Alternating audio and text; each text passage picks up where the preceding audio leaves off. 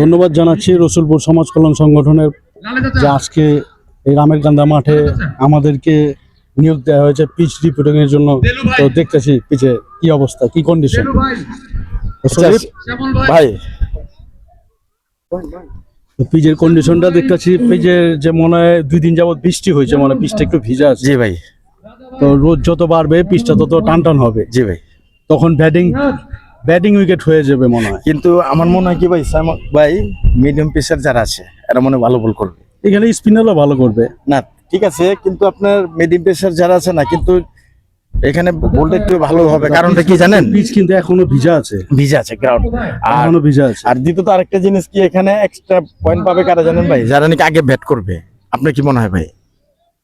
আগে ব্যাট হইতে পারে না, কারণ খেললে জানেন এখানে এক্সট্রা এখানে হয়তো এখানে সবাই এই পিচের জন্য, এই মাঠের জন্য নতুন।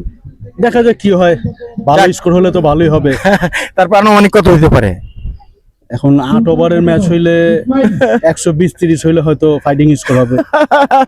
ঠিক আছে, কিন্তু ইনশাল্লাহ চমৎকার একটা ম্যাচই মনে হবে ইনশাল্লাহ। ঠিক আছে, ধন্যবাদ। হ্যাঁ, আসসালামু আলাইকুম।